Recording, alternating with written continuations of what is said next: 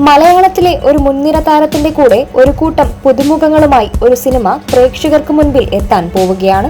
വിപിൻ ദാസിന്റെ സംവിധാനത്തിൽ 60 പുതുമുഖങ്ങൾക്കൊപ്പം പൃഥ്വിരാജ് എത്തുകയാണ്. സന്തോഷ് ട്രോഫി എന്ന ചിത്രത്തിന്റെ ചിത്രീകരണം ഉടൻ ആരംഭിക്കുമെന്ന വാർത്തയാണ് സിനിമാ ലോകത്തു നിന്നും ലഭിക്കുന്നത്. പ്രമുഖ നിർമ്മാണ കമ്പനിയായ ലിസ്റ്റൺ സ്റ്റീഫന്റെ മാജിക് ഫ്രെയിംസിന്റെയും പൃഥ്വിരാജ് പ്രൊഡക്ഷൻസിന്റെയും കൂടെ സുപ്രിയ മേനോനും ചേർന്ന് നിർമ്മിക്കുന്ന ചിത്രമാണിത്. നേരത്തെ സന്തോഷ് ട്രോഫിയുടെ ടൈറ്റിൽ അനൗൺസ് ചെയ്തിരുന്നു. ശേഷം മികച്ച പ്രേക്ഷക പ്രതികരണമായിരുന്നു ലഭിച്ചിരുന്നത്.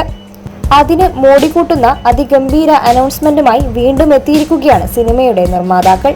മികച്ച അവതരണ രീതിയിലൂടെയും വൈവിധ്യമാർന്ന കഥകളിലൂടെയും യുവ പ്രേക്ഷകരെ കയ്യിലെടുക്കാൻ കഴിവുള്ള സംവിധായകനാണ് വിപിൻ ദാസ്. അഭിനയ മികവ് കൊണ്ട് നിരവധി ആരാധകരെ സ്വന്തമാക്കിയിട്ടുള്ള നടനാണ് പൃഥ്വിരാജ്. അതുകൊണ്ട് തന്നെ ഇരുവരും ഒന്നിക്കുന്ന ചിത്രമായതിനാൽ ആരാധകരുടെ പ്രതീക്ഷകളും ഏറെയാണ്.